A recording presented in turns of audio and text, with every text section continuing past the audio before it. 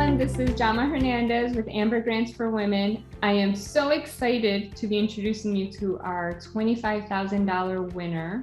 Our winner is from July 2021, and it is the business that we're awarding is 212 Junk Removal. And we are talking today with the president, Danell Eklund, and we are so excited to be connecting with you again and chatting to see what you've been up to and what you're going to be doing. So to begin, thank you so much for being here. And maybe you can tell a little bit to our listeners on how the $10,000 has helped your business.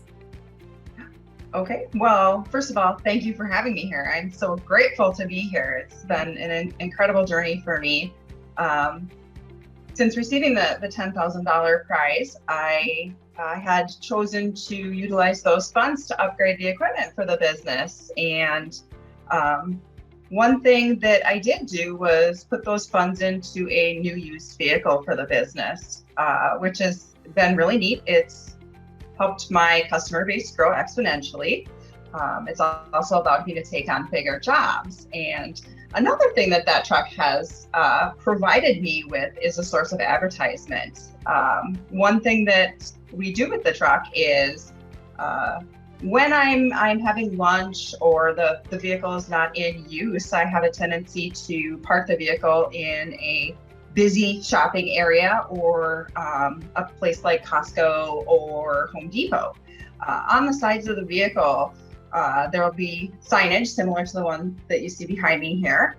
And what happens is there's guerrilla marketing happening there. And so customers that frequent these places will see the signage and actually give me a call based on what they're seeing. And so it's a free form of advertisement for me when the vehicle's not in use. So I'm finding that I can use the vehicle itself for a form of advertisement, which has been extremely well for me. It's gone.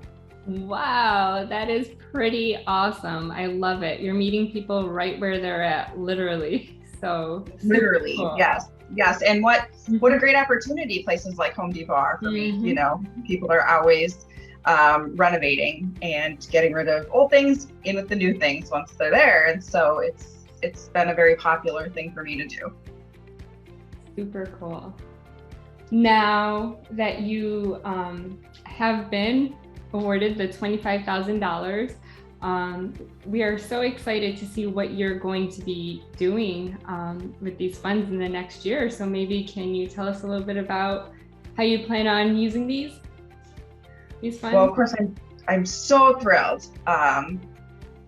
Obviously, when I started this business, one of the visions that I had was to be expanding outside my home base. And these funds are going to allow me to be able to do that much sooner than I could have ever imagined. So that's absolutely exciting for me.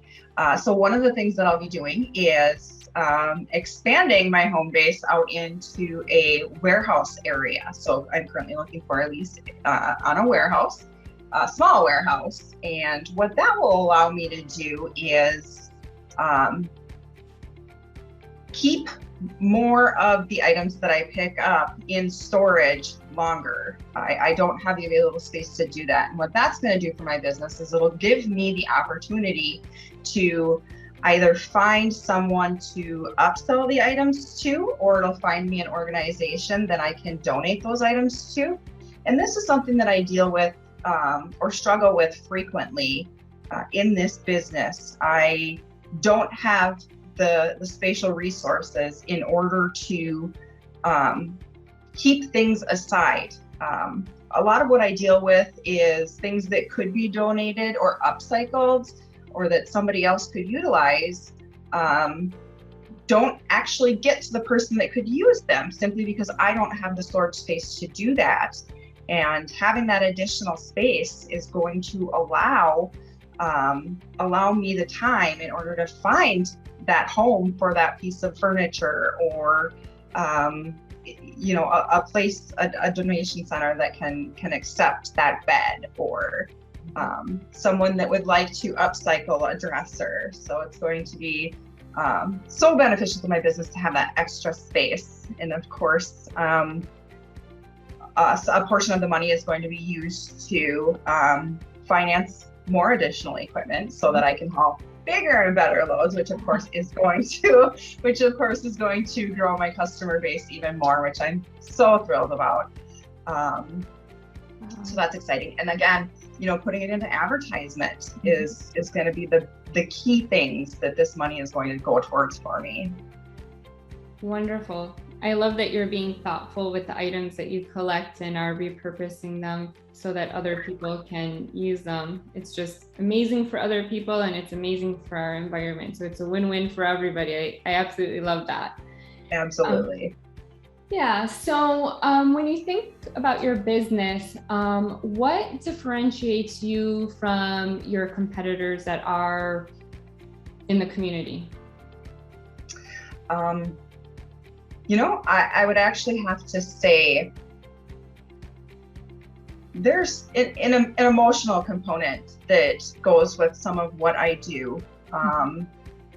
Some of this is just straightforward junk removal. People just want to get rid of their clutter. On another hand, sometimes there's an emotional component to what I do.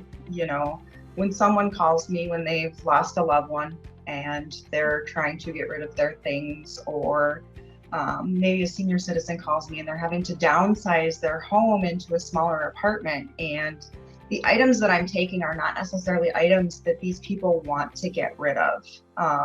It's something they have to do, which is so unfortunate. And I think that's one thing that I do successfully is I listen to their stories, and there's this compassionate part of me that feels like I need to make sure that they understand that I'm respectful towards their things and that I care about what's happening in their life. And I believe that this job is not just a transaction for me. I feel like there's a lot more. I feel like I need to connect with my clients on a higher level than just taking their junk. And so I think that differentiates me from my competitors in this area, is just having that emotional intelligence, having a higher emotional intelligence. I feel like another thing that differentiates me a little bit is just the flexibility that I offer. I do have the means to not have physical contact with my clients. So my clients are able to schedule their pickups online or through social media, which is kind of neat. I can take payment online, and they don't even need to be home when the pickup takes place. And so that's kind of a neat feature. We are all busy. Life is busy these days. And so being able to offer that to clients to work around their schedules has been really great. And I think that differentiates me also. So I think that's where I'm a little bit different from those that I compete with in my business here locally.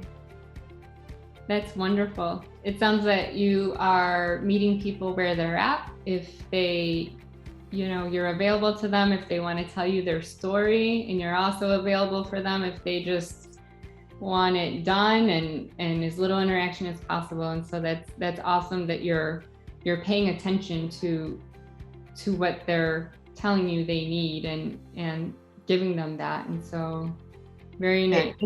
It is. It's an incredible experience, and I've met so many wonderful people along the way, and I've been incredibly blessed to be part of many journeys. So now, along with that, though, I'm sure that you've encountered some challenges, and so maybe can you share a little bit about some of your challenges, what they've been, how you've worked through them, or an example? Sure. I think there's a physical challenge to what I do. Of course, we all have physical limitations. And so, that is one of the biggest limitations that I can think about right now, is just being physically limited to certain things. We all have that threshold, and I'm certainly not immune to it. I wish I wasn't. But there is that component of it. And so, no matter what type of of equipment that I have or can get, there is still that issue that there are those physical limitations. Another thing that I still struggle with is,